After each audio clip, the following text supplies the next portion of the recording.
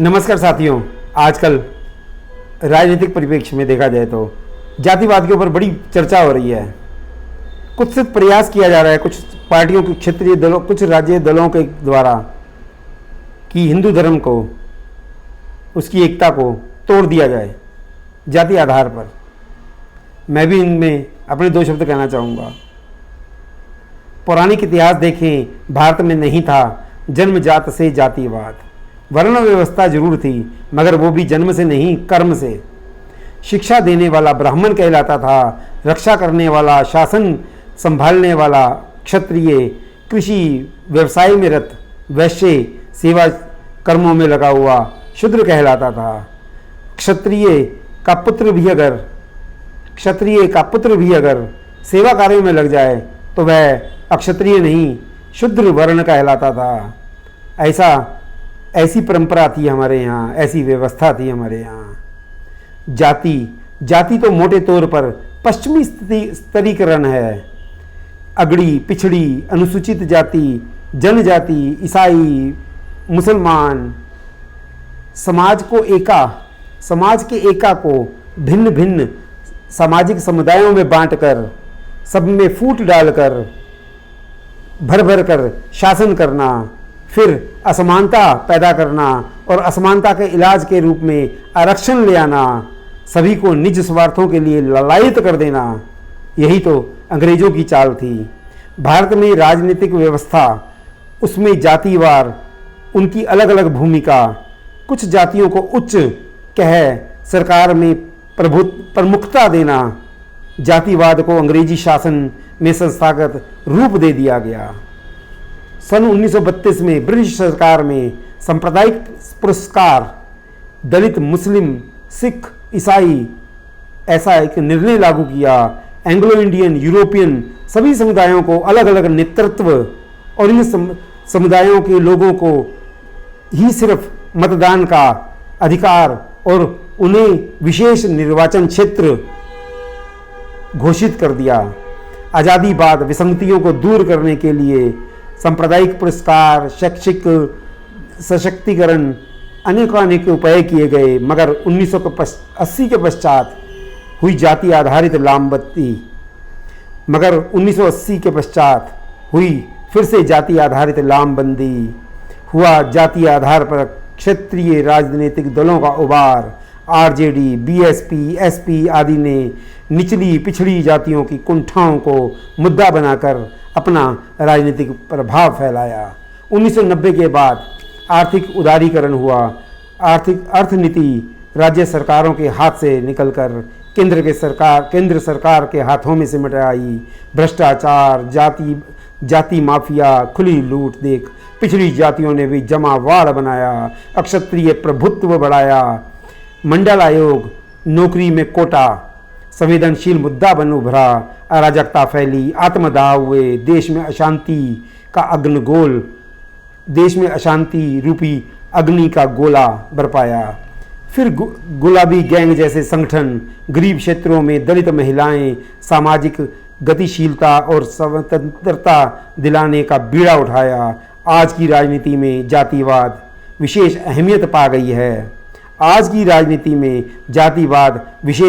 पा गई है, जबकि महापुरुष जाति विहीन भारत निर्माण की पक्ष धर रहे हैं। लोहिया, गांधी, अंबेडकर जाति प्रथा के खिलाफ लड़ने को कह गए हैं। खुद सोचो भगत सिंह, चंद्रशेखर आजाद, लाला लाजपत राय, सुभाष किस जाति आधारित विभाजित भारत की कल्पना देश की आज़ादी के लिए कर अपने प्राणों का न्यौछावर कर गए हैं। आज के जातिवाद राजनीतिक माहौल में अपनी अपनी जातियों के सम्मेलनों की संख्या बढ़ गई है। जातीय इंजीनियरिंग को प्राथमिकता, भारत के हित हो या अहित हो, वोट बैंक का गणित सज रहा है। राजनीतिक दलों में जाति आधार पर मंत्री पद की कुर्सियां बंट रही हैं, राजनीतिक दलों में संगठन पद बंट रहे हैं। सब राजनीतिक दलों का संविधान कहता है समानता होगी, सर्व समाज को देखा जाएगा, जाति नहीं देखेंगे, बिन भेदभाव आगे बढ़ने का सभी को अवसर दिया जाएगा। मगर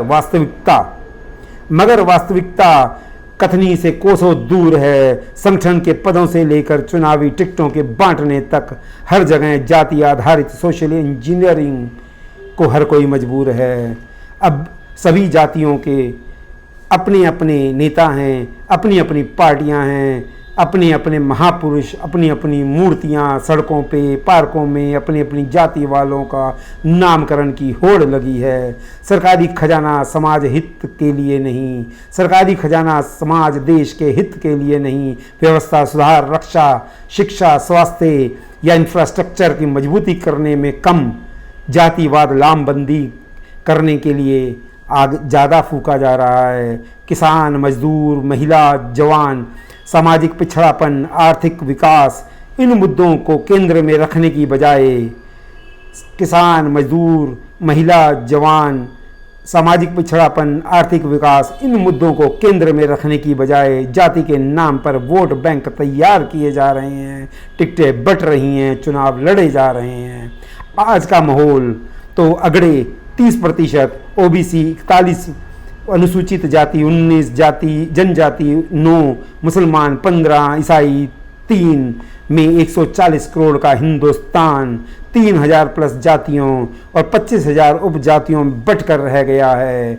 ढेरों विवाद जन्म ले रहे हैं। शैक्षणिक संस्थानों में सरकारी नौकरियों में आरक्षण के मुद्दे पे वैमनस्य पैदा हो रहा है। 1983 में मंडल आयोग की रिपोर्ट, वीपी सिंह सरकार का 1990 में लागू करना, उग्र छात्र आंदोलन, आत्मदाह, सैकड़ों मौतें, अस्थायी रूप से लगाम तो लगाई गई। ओबीसी को केंद्र सरकार व पब्लिक सेक्टर में नौकरियों के 27% का आरक्षण वाली मंडल आयोग रिपोर्ट 1992 में पिछले दरवाजे से चुपके से फिर लागू कर दी गई। 2014 में भाजपा सरकार एक भारत श्रेष्ठ भारत, सबका साथ, सबका विकास, सबका प्रयास, सबका विश्वास नारा संग सत्ता में आई। बिन जाति बिन धर्म देखे समग्र विकास का प्रयास भी अनवरत जारी है। जनता का विश्वास पर ही भाजपा एनडीए लगातार तीसरी बार केंद्र की सत्ता में धारी है। लगातार तीसरी बार शीर्ष पर बैठे मोदी को देख, खुद को सत्ता से दूर देख बदहवास हुआ विपक्ष। सोनिया, राहुल, अखिलेश, लालू, ममता, केजरीवाल भीतर ही भीतर उबल रहे हैं। गली गली, कूचे कूचे, हर राह चलने वाले से, खासकर प्रशासनिक अधिकारियों से, मीडिया बंधुओं से हिंदू धर्म में आपसी एका तोड़ने के लिए, जातिवाद की दीमक से धर्म खोखला करने के लिए हर शख्स की जाति पूछ रहे हैं, आपसी वैमनस्य बढ़ाने का प्रयास कर रहे हैं। वे जानते हैं भाजपा की ताकत, वे जानते हैं भाजपा की ताकत हिंदू धर्म का एका है। इसलिए INDIA वाले अपनी सत्ता हवस मिटाने के लिए हिंदू धर्म को जाति आधार पर तोड़ने का प्रयास कर रहे हैं। भाजपा वालों को दुर्योधन, कभी शकुनी, मोदी को ओबीसी नहीं है, ऐसा झूठा भ्रम फैला रहे हैं। जाति आधारित गणना की मांग कर झूठे सामाजिक न्याय की तस्वीर दिखा असल में देश को भीतर ही भीतर तोड़ रहे हैं। उनको इस दुष्प्रक्रिया का क्या दुष्परिणाम समझ नहीं आता। गली गली, कूचे कूचे शख्स, हर शख्स से जाति पूछने वाले इस राहुल से पहले खुद की, अपनी अम्मा की, अपने अब्बा की, अपनी दादी की, अपने दादा की जात सबको बतानी चाहिए। कोई ये पूछे उससे, ये आईना दिखाकर कि ये INDIA वाले आपा क्यों खो देते हैं। विपक्ष के इन कुत्सित प्रयासों के कारण ही तो सामाजिक संरचना आरक्षण आधार, विपक्ष के इन कुत्सित प्रयासों के कारण ही तो सामाजिक संरचना अब आरक्षण आधारित होती जा रही है। प्रश्न समानता का था, जन्म से जाति विहीनता का था, समाज कल्याण के लिए था। सरकारी खजाने का खर्च सिर्फ सामाजिक कल्याण के लिए होना था। सरकारी संस्थानों में नौकरियां, शैक्षिक संस्थानों में दाखिले में प्राथमिकता लोहिया गांधी अंबेडकर कहे अनुसार सिर्फ उसे ही मिले जो गरीब है, जो पिछड़ गया है। कर्म आधारित व्यवस्था थी तो हम विश्वगुरु थे, कर्म आधारित व्यवस्था थी तो हम विश्वगुरु थे। हमें बांधने, पिछाड़ने के लिए, बर्बाद करने के लिए ये जन्मजात की जाति व्यवस्था कब और कहाँ से आ गई, इसे समाप्त करना होगा। एक भारत श्रेष्ठ भारत सर्वधर्म संभव वासुदेव कुटुंबकम को पुनः चरितार्थ करना होगा, पुनः चरितार्थ करना होगा। धन्यवाद। भारत माता की जय।